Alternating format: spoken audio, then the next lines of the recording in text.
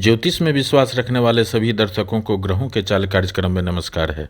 इस वीडियो में जानेंगे मकर राशि के जातकों के लिए 14 मई 2023 तक का समय कैसा रहने वाला है।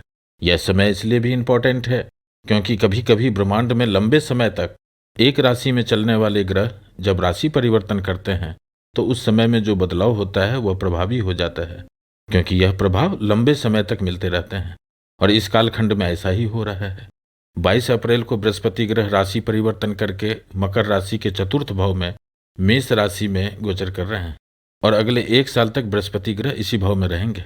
चतुर्थ भाव में सुख के भाव में 14 मई तक चतुर्ग्रही योग का प्रभाव किस तरह के परिणाम देंगे, मुख्य रूप से इस वीडियो में इसी बात पर चर्चा करेंगे। यह गणना चंद्र राशि पर आधारित है, यानी जिन जातक के जन्म पत्रिका में चंद्रमा मकर राशि में स्थित है, जहां 10 लिखा है, उस जातक को मकर राशि का जातक कहा जाता है। आप इस वीडियो को लग्न से भी देख सकते हैं। मित्रों, ज्योतिष गणना के अनुसार 22 अप्रैल से 14 मई 2023 में ग्रहों के चाल इस तरह रहेंगे। इस समय में राहु, सूर्य, बृहस्पति और बुध ग्रह का गोचर मकर राशि वालों के चतुर्थ भाव में हो रहा है। यह स्थिति देखने में अच्छी नहीं है, क्योंकि चतुर्थ भाव में न तो राहु अच्छे परिणाम देते हैं और न सूर्य ग्रह अच्छे परिणाम देते हैं, लेकिन मकर राशि वालों के लिए यह अच्छे परिणाम देंगे। मित्रों, यहाँ ध्यान से समझिएगा, मकर राशि वालों के लिए सूर्य ग्रह अष्टम भाव के स्वामी होते हैं। सूर्य ग्रह का चतुर्थ भाव में गोचर को अच्छा नहीं कहा गया है और अष्टम भाव के स्वामी का चतुर्थ भाव से गोचर को तो वैदिक ज्योतिष में निकृष्ट फल देने वाला कहा गया है, यानी सबसे अधिक परेशानी देने वाला गोचर कहा गया है। लेकिन इस भाव में राहु की उपस्थिति सूर्य ग्रह को ग्रहण दोष लगा रखा है, यानी इस समय में सूर्य ग्रह प्रभावहीन है और यह स्थिति कहीं न कहीं मकर राशि वालों के लिए अच्छा ही हो रहा है। इस समय में सूर्य ग्रह से मिलने वाले विपरीत परिणाम में कमी देखने को मिलेंगे। इस समय में सूर्य ग्रह चतुर्थ भाव और दसम भाव को एक्टिव कर रहे हैं, लेकिन सूर्य ग्रह प्रभावहीन अवस्था में है, इसलिए सूर्य ग्रह से मिलने वाले परिणाम नहीं मिलेंगे और यह स्थिति मकर राशि वालों के लिए अच्छा ही होगा। आगे बढ़ते हैं और बृहस्पति ग्रह की बात करते हैं तो मकर राशि वालों के लिए बृहस्पति ग्रह द्वादश भाव और तृतीय भाव के स्वामी होते हैं। 22 अप्रैल को ही बृहस्पति ग्रह राशि परिवर्तन करके मकर राशि के चतुर्थ भाव में गोचर कर रहे हैं। इस भाव में अभी बृहस्पति ग्रह अगले एक साल तक रहेंगे, क्योंकि बृहस्पति ग्रह लगभग एक साल में राशि परिवर्तन करते हैं। नव ग्रहों में बृहस्पति ग्रह को सबसे अधिक शुभता देने वाला ग्रह कहा जाता है, इसलिए शुभता तो देंगे ही, लेकिन यहाँ ध्यान देने योग्य बात यह है कि क्या बृहस्पति ग्रह पूरे एक साल तक एक जैसा परिणाम देंगे? जी नहीं, क्योंकि बृहस्पति ग्रह पूरे एक साल में 3 नक्षत्रों से गोचर करेंगे और सभी नक्षत्रों में बृहस्पति ग्रह का परिणाम अलग अलग देखने को मिलेंगे। मित्रों, 22 अप्रैल को बृहस्पति ग्रह राशि भी परिवर्तन किए हैं और नक्षत्र भी परिवर्तन किए हैं। 22 अप्रैल से बृहस्पति ग्रह अश्विन नक्षत्र से गोचर कर रहे हैं और 20 जून तक बृहस्पति ग्रह इसी नक्षत्र में रहेंगे। तो आइए पहले ये जानते हैं कि मकर राशि में जो 3 नक्षत्र होते हैं, उत्तराषाढ़ा नक्षत्र के 2 चरण, श्रवण नक्षत्र के 4 चरण और घनिष्ठा नक्षत्र के 2 चरण, इनको किस तरह के परिणाम देंगे।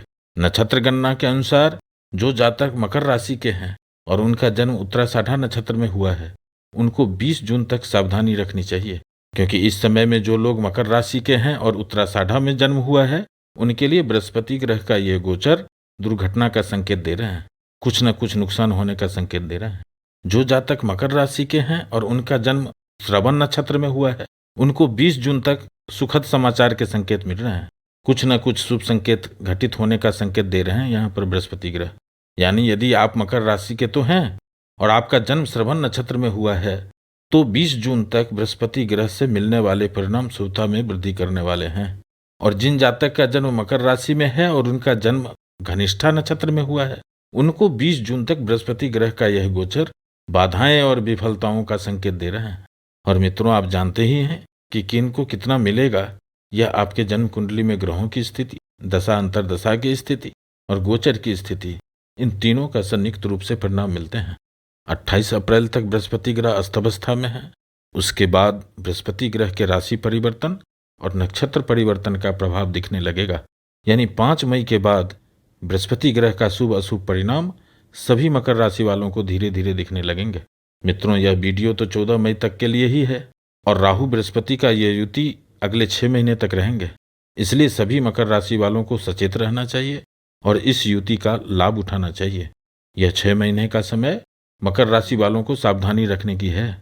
इसलिए नहीं कि यहाँ राहु और बृहस्पति ग्रह चांडाल योग का निर्माण कर रहे हैं। सावधानी इसलिए रखनी है कि इस योग का हम लाभ कैसे लें। मित्रों, यहाँ ध्यान से समझिएगा, राहु छाया ग्रह है। यह जिस ग्रह के साथ रहते हैं उनके परिणाम देने की गति को बढ़ा देते हैं, एक्सेलरेट कर देते हैं और उन्हीं के अनुरूप परिणाम देते हैं। इस समय में युति में बुध ग्रह भी हैं। बुध ग्रह भी जिस ग्रह के साथ रहते हैं उन्हीं के अनुरूप परिणाम देते हैं।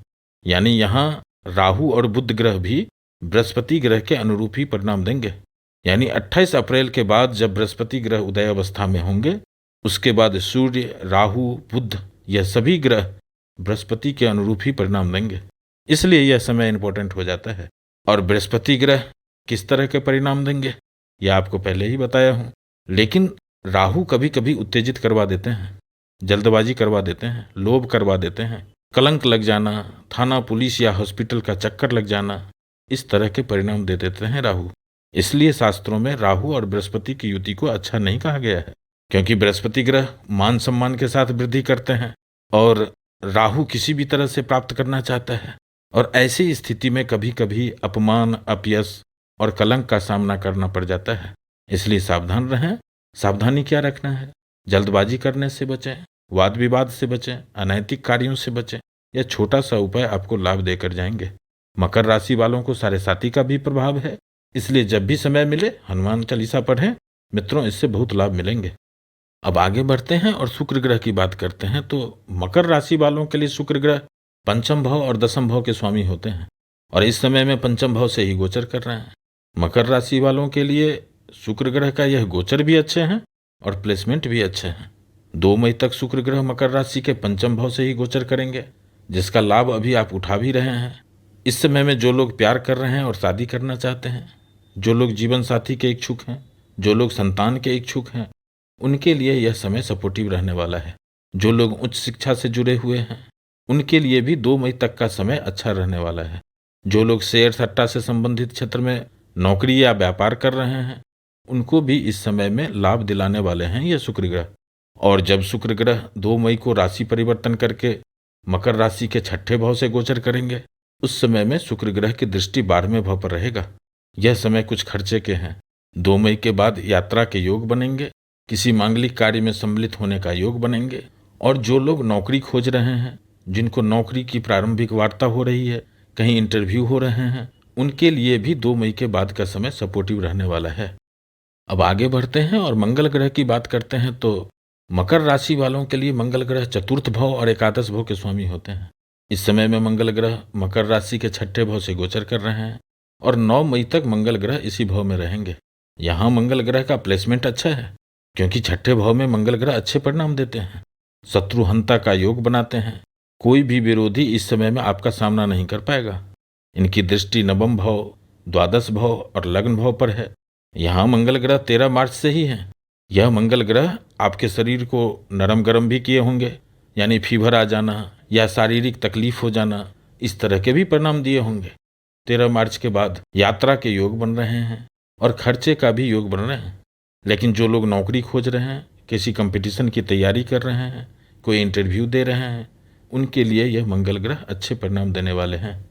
जो लोग विदेश जाना चाहते हैं या विदेश से व्यापार करना चाहते हैं, उनके लिए भी यह समय सपोर्टिव रहेंगे।